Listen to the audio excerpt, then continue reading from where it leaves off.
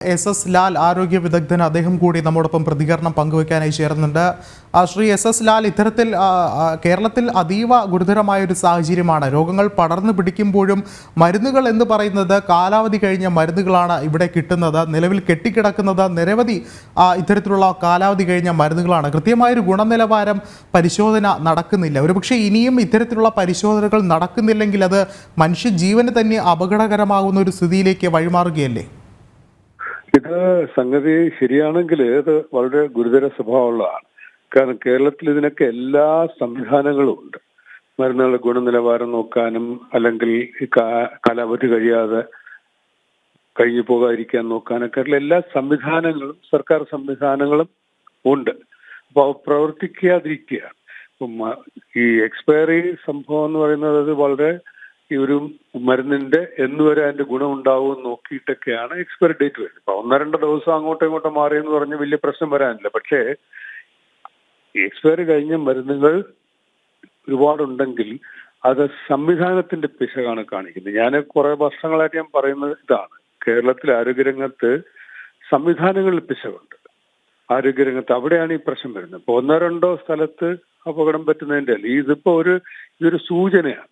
ഒരു ആരോഗ്യരംഗത്ത് മരുന്നുകളുടെ രംഗത്ത് പിടിപ്പുകേട് ഉണ്ടെന്നുള്ള അല്ലെങ്കിൽ സംവിധാനങ്ങൾ പൊളിയുന്നു എന്നുള്ളതിൻ്റെ ഒരു സൂചനയാണ് ഈ കാണുന്നത്. അങ്ങനെയാണ് എന്നെ കാണേണ്ടത്.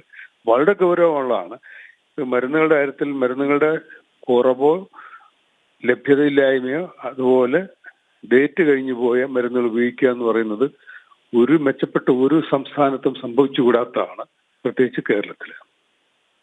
ശ്രീ എസ് ലാൽ, മറ്റൊരു പ്രധാനപ്പെട്ട കാര്യം ഇത്തരത്തിൽ ഈ സർക്കാർ ആശുപത്രികളിലും സർക്കാരിൻ്റെ ഉടമസ്ഥതയിലുള്ള ഫാർമസികളിലും ഒക്കെ തന്നെ ഈ മരുന്നുകൾ സൂക്ഷിക്കുന്ന സംവിധാനത്തിൽ പോലും കൃത്യമായൊരു പാളിച്ച ഉണ്ടാകുന്നു എന്നുള്ളൊരു കാര്യം നേരത്തെ വന്നിരുന്നു. അങ്ങനെയെങ്കിൽ ഇത്തരത്തിൽ കൃത്യമായി സൂക്ഷിക്കാനാകാത്തതും അല്ലെങ്കിൽ മരുന്നുകളുടെ ഇത്തരത്തിലുള്ള സംരക്ഷണം അല്ലെങ്കിൽ ശേഖരണം ഒക്കെ തന്നെയും കൃത്യമായി നടപ്പാകുന്നില്ല ഇത്തരത്തിലുള്ള സർക്കാർ സ്ഥാപനങ്ങളിൽ എന്നുള്ളതും ഒരു ഗുരുതരമായൊരു വിഷയം തന്നെയല്ലേ?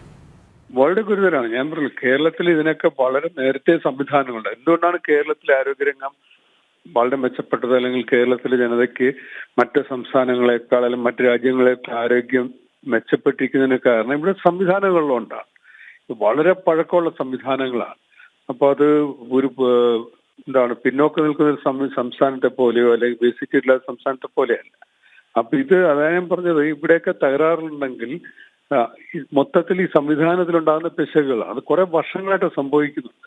ഇപ്പോൾ ഈ ആരോഗ്യരംഗത്തെ കാര്യങ്ങൾ അതത് ഉദ്യോഗസ്ഥരെ കൊണ്ട് ചെയ്യിക്കുന്നതിന് പകരം മന്ത്രിമാരും ഉയർന്ന ഉദ്യോഗസ്ഥരും ഇത് അവരുടെ ഒരു പ്രകടനത്തിന് വേണ്ടിയിട്ട് അവരുടെ ഒരു ഷോയ്ക്ക് വേണ്ടിയിട്ട് കാര്യങ്ങൾ ഉപയോഗിക്കുമ്പോഴത്തേക്ക് പറ്റിപ്പോകുന്നുണ്ട്. അപ്പൊ അങ്ങനെ സംഭവിക്കുന്നു, കുറെ വർഷങ്ങളായിട്ട് സംഭവിക്കുന്നുണ്ട്. അപ്പോൾ അടിസ്ഥാനപരമായിട്ടുള്ള കാര്യങ്ങളിൽ ശ്രദ്ധ മാറിപ്പോവുകയും ചെയ്യും. ഇതിന് നിയുക്തരായിട്ടുള്ള കൃത്യമായി കാര്യങ്ങൾ ചെയ്യാൻ നിയുക്തരായിട്ടുള്ള ഉദ്യോഗസ്ഥരെ അവർ ശ്രദ്ധിക്കുന്ന കാര്യത്തിലും ഒക്കെ സംഭവിക്കും. രോഗങ്ങളുടെ കാര്യത്തിലാണ് സംഭവിക്കുന്നത്. ഈ സർവൈലൻസ് സിസ്റ്റം, ഒരു ചെറിയ രോഗം ഒരിടത്ത് ഉണ്ടായി കഴിഞ്ഞാൽ പെട്ടെന്ന് ആരോഗ്യ സംവിധാനം അറിയണം. അപ്പോൾ ഒരു കുറ്റം ഉണ്ടായിക്കഴിഞ്ഞാൽ, ഒരു ക്രിമിനൽ സംഭവം ഉണ്ടായിക്കഴിഞ്ഞാൽ പോലീസ് സ്റ്റേഷനിൽ അറിയുന്നത് പോലെ, ആഭ്യന്തര വകുപ്പ് അറിയുന്നത് പോലെ രോഗത്തിന്റെ കാര്യത്തിലേക്ക് വന്നു കഴിഞ്ഞാൽ അതുപോലെ ഇതുപോലത്തെ കാര്യങ്ങൾ പെട്ടെന്ന് ഡിറ്റക്ട് ചെയ്യാനുള്ള സംവിധാനമുണ്ട്. കേരളം മുഴുവൻ 5000 ജനങ്ങൾക്ക് ഒരു ആരോഗ്യ പ്രവർത്തകനും പ്രവർത്തകയുള്ള നാടാണ്.